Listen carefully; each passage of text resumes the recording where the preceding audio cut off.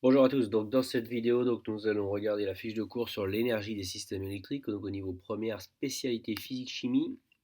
Nous avons vu, nous allons voir l'intensité du courant électrique. On vous dit que les courants conducteurs contiennent des porteurs de charge libres de se déplacer, qui sont les électrons libres dans les métaux ou alors les ions dans les solutions. Lorsqu'ils sont soumis à une tension électrique, les porteurs de charge se déplacent de façon ordonnée, c'est-à-dire que de manière globale, ils vont dans un sens commun. Le débit de charge électrique est appelé intensité du courant électrique. Donc là, par exemple, vous avez ici dans un électrolyte, donc ici vous avez un condensateur, au milieu il y a un électrolyte, alors qui est solide ou qui est sous forme de gel. Mais en gros, vous avez ici donc les anions et les cations. Les anions, donc Cl- vont dans un sens, les cations vont dans un autre. Donc généralement, les anions moins sont attirés donc par la polarité plus, et inversement ici, donc, dans ce sens-là. Et ici, les cations, Na+, sont attirés ici, eux, donc par la borne moins du générateur. Donc ça, c'était pour les ions dans les solutions. Et les électrons libres dans les métaux, vous avez ici, donc là, dans un fil électrique, conducteur métallique, là, je vous représente un fil électrique de ce schéma électrique. Vous avez ici les électrons, vous voyez, qui ont ici un mouvement global. Tous les électrons ici vont dans le même sens et ils vont ici vers le pôle plus, du générateur. On vous dit que le débit de charge est appelé l'intensité. Donc concrètement, là au niveau des formules, ça donne quoi? Ça veut dire que l'intensité I du courant en ampères, c'est en gros la charge électrique qui traverse une section. Donc c'est-à-dire vous prenez une section c'est en gros vous prenez un fil, vous le coupez, la section c'est en gros l'air ici de cette surface-là. Donc c'est en gros on compte pendant delta t, donc toutes les charges qui passent. Donc en gros on compte tous les électrons et on multiplie ça donc bien sûr par la charge de chaque électron. Donc ici ça donnerait I égale Q fois delta t, donc avec delta t en secondes, la charge en coulomb, on obtient une intensité en ampères. Donc ça c'est la même formule qu'ici, I égale Q divisé par delta t. Vous remarquerez que dans cette formule là ils ont mis une valeur absolue puisque l'intensité donc est positive, la valeur. Alors si vous avez déjà fait un peu d'électricité, vous savez que des fois, les ampères-mètres, selon que vous avez mis la borne A ou la borne COM dans un sens ou dans l'autre, vous avez eu des valeurs négatives. Les valeurs négatives vous informent en gros sur le sens du courant. Mais là, on parle bien de la norme. Ensuite, vous avez source réelle et idéale de tension continue. Donc on vous dit qu'une source réelle de tension continue est modélisée donc, par l'association en série d'une source idéale de tension qu'on va noter E et d'une résistance interne petit r. Donc concrètement au niveau des schémas, ça donne quoi? La caractéristique donc U égale F de I d'une source idéale, c'est U égale E. Ça veut dire que c'est ici la courbe en rouge. U égale E, c'est-à-dire que si vous tracez U en fonction de I dans le circuit, pour une source idéale, donc une source, c'est-à-dire une source qui va produire, donc une source de tension idéale, vous aurez toujours U égale E, quelle que soit l'intensité du courant dans le circuit. Donc ici, vous aurez la courbe rouge, c'est bien U égale E, quel que soit I.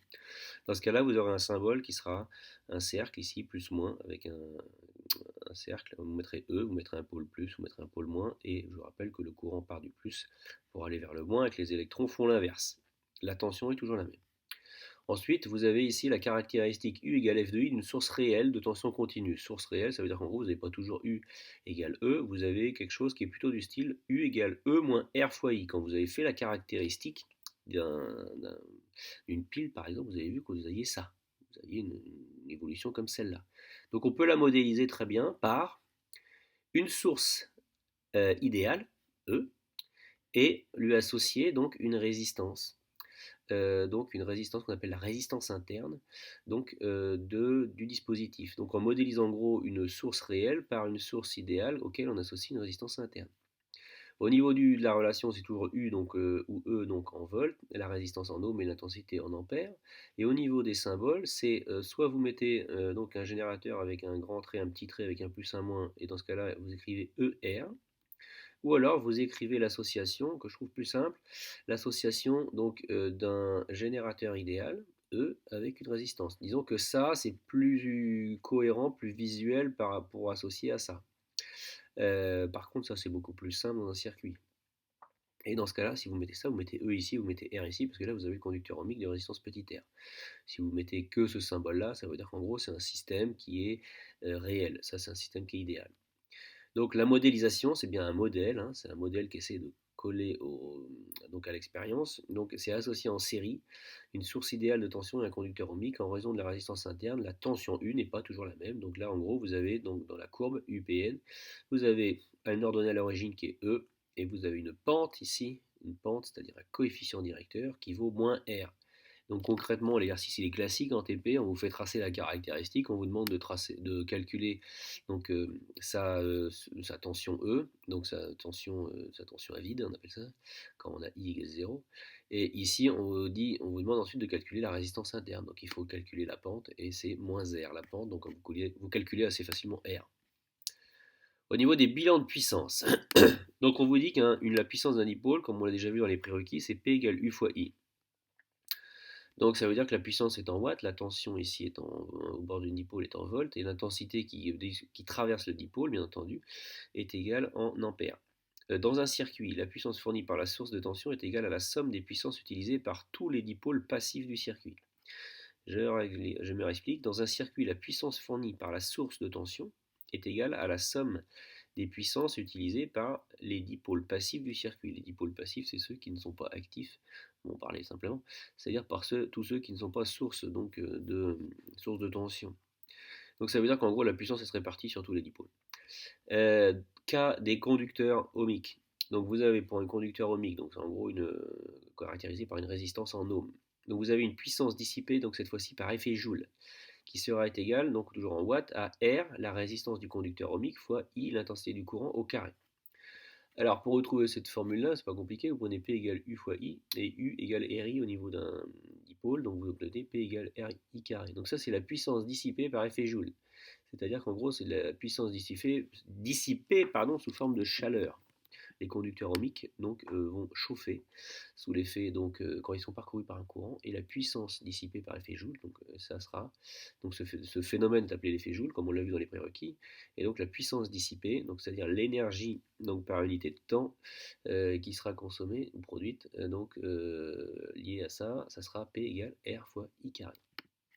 Alors quelques ordres de grandeur, de puissance. Au niveau d'une calculatrice, puissance électrique, au niveau donc pour une calculatrice classique, 10-3 watts, on est de l'ordre du milliwatt. Pour un téléphone portable, vous êtes de l'ordre du watt. Une lampe à LED, donc une grosse lampe à LED comme celle-là, vous êtes de l'ordre de 10 puissance 1 watt, c'est-à-dire 10 watts. Pour un ordinateur, on est autour de 100 watts. Donc ici, vous avez quelque chose dont je ne sais pas trop ce que c'est, autour de 1000 watts. Et ici, vous avez donc ici 10 puissance 9 watts, c'est-à-dire 1 milliard de watts. Vous avez donc ici la puissance fournie donc, par une centrale nucléaire. Quelques rappels importants. Donc vous avez ici donc une formule qu'on a déjà vue mais qui est très importante en physique, c'est que l'énergie utilisée ou fournie par un dipôle, c'est la puissance utilisée ou fournie fois la durée. Donc elle est vraiment importante cette formule-là, et elle est aussi importante sous l'autre forme d'écriture, c'est la même, hein. C'est que la puissance c'est E divisé par delta T. Donc là on comprend bien que la puissance, donc ça caractérise quelqu'un de puissant et quelqu'un de puissant, par exemple pensez à quelqu'un qui fait du sport qui est très puissant, ou alors à une voiture qui est puissante, c'est quelque chose ou quelqu'un qui peut donc avoir une énergie pendant un temps très court. Donc si vous avez une puissance qui est forte, ça veut dire que vous avez une énergie, vous pouvez gagner en énergie pendant une durée très courte. Donc concrètement c'est ça, une voiture puissante, c'est une voiture qui peut aller augmenter sa vitesse, donc gagner en énergie cinétique pendant une durée très courte. Si vous voulez gagner la même énergie, par exemple, donc avec une Twingo qui est beaucoup moins puissante, vous allez mettre une durée qui sera beaucoup plus longue, puisque la puissance est plus faible, beaucoup plus faible. Ensuite, vous avez les schémas bilan de puissance et les rendements. Donc on vous dit que la puissance en entrée, dans un convertisseur, c'est la puissance exploitable plus la puissance dégradée. Donc concrètement, ce qu'il faut comprendre, c'est qu'en gros, dans tous les systèmes réels, vous avez une puissance en entrée, vous souhaitez avoir une puissance en sortie, mais en gros, la puissance exploitable, mais cette puissance exploitable n'est rarement toute la puissance d'entrée, puisqu'il y a des dégradations de puissance et d'énergie au sein de ce convertisseur, que ce soit sous forme de chaleur, de dissipation, de frottement. Donc vous avez au niveau du schéma de puissance, vous avez une puissance en entrée, P entrée, vous avez un convertisseur, lui qui convertit donc cette puissance sous la forme d'une puissance exploitable ou d'une puissance dégradée. au niveau d'une autre visualisation, c'est-à-dire que vous avez une puissance ici qui est donc, consommée, vous avez une puissance utile, vous avez une puissance perdue, et tout ça au milieu, bah, c'est un convertisseur. Donc la puissance consommée, c'est la puissance utile plus la puissance perdue. Le rendement de conversion qui est noté neta, alors il est noté neta selon certains manuels, selon certains exercices, vous pouvez trouver différentes notations d'un convertisseur, est une grandeur qui est sans dimension. Sans dimension, c'est-à-dire qu'il n'y a pas d'unité, qui mesure l'efficacité de sa conversion. Il est toujours inférieur à 1 ou égal à 1. Le rendement, c'est toujours la puissance exploitable divisée par la puissance en entrée. Donc neta est forcément compris entre 0 et inférieur ou égal à 1. Ou alors vous verrez aussi des fois, selon des manuels, selon des exercices, on vous dit que le rendement, c'est toujours la puissance utile divisée par la puissance consommée. En gros, pour faire simple, c'est toujours en gros l'objectif, la puissance exploitable, c'est ce qu'on cherche pour le convertisseur, divisé par en gros la puissance d'entrée, ce qu'on lui a donné. Donc en gros, on l'alimente avec une puissance. On aimerait bien, dans le meilleur des cas, que la puissance exploitable soit exactement la puissance d'entrée. Dans ce cas-là, vous auriez un rendement de 1. Ou la puissance utile soit exactement la puissance consommée. Dans les cas réels, c'est quand même assez rarement le cas. Et donc, dans ce cas-là, plus on se rapproche de 1, plus le rendement de conversion sera bon. Et donc, plus le convertisseur convertira de manière utile, on va dire, la puissance qui sera consommée. Donc ça, c'est le rendement, toujours utile divisé par consommé. Donc l'établissement d'un bilan de puissance, j'avais trouvé ce tableau-là intéressant dans un manuel, donc c'est le manuel Hachette, je crois. Établissement donc du bilan de puissance pour une source réelle d'un conducteur ohmique. Donc vous avez l'équation de la caractéristique, vous multipliez par l'intensité et vous obtenez le bilan de puissance. En effet, pour un conducteur ohmique et pour une source réelle de tension, vous avez U égale E moins RI et U égale RI, comme on l'a déjà vu dans les prérequis, et ici, donc cette année. Si vous multipliez, donc la puissance électrique, c'est U fois I. Et bien si vous multipliez les deux côtés par I, qu'est-ce que vous obtenez? Vous obtenez P égale UI, E fois I, RI carré. Donc ici, on obtient quoi? P élec, la puissance électrique, par définition. Ici, E fois I, c'est ce qu'on appelle la puissance chimique. C'est en gros ce qu'on cherche à exploiter. Et enfin, ici, RI carré, comme on l'a déjà vu, c'est la puissance dissipée par effet Joule. Et ça, en gros, cette puissance dissipée par effet Joule, on ne peut pas en faire grand-chose, hormis si on veut chauffer de l'eau. Mais en gros, c'est un circuit électrique, c'est plutôt quelque chose qu'on souhaite diminuer. Donc le rendement étant égal à la puissance électrique divisée par la puissance chimique ici, donc qui a été fournie, on obtient U fois I, ou est égal à E fois I, et donc on obtient U sur E. Donc la puissance élec ici, donc c'est la puissance exploitable, et ici la puissance chimique, donc ça serait la puissance qui a été ici, si je prends la formule ici, donc la puissance d'entrée. On rentre avec E, sauf que à la base, là, la puissance en théorie, par exemple, on a une pile 4,5 V, sauf que quand on la met dans un circuit, en fait, la pile ici, elle délivre une tension qui n'est pas 4,5 V. Donc la puissance exploitable ici serait plutôt P élec. Au niveau du conducteur ohmique, ici, bah, c'est la même chose, vous multipliez par I, donc on obtient U fois I la puissance élec. Ici, vous auriez une puissance par effet Joule, sauf que dans le cas d'un conducteur ohmique, ici, vous avez un rendement de conversion qui est égal à 1, puisque ici, la puissance exploitable, de toute façon, c'est que de l'effet Joule, il n'y a que ça. Et on a ici arrivé en l'alimentant par une puissance électrique U fois I. Donc on obtient un rendement de 1. Ce qui veut dire quoi? Ça veut dire que toute l'énergie électrique dans un conducteur ohmique est transformée ou est convertie en puissance dissipée par effet Joule. Alors que là, c'est pas le cas, puisque U, généralement, est inférieur à E, sauf si I égale 0, mais si I égale 0, ici, dans ce cas-là, le circuit ne fonctionne pas, donc c'est pas très intéressant.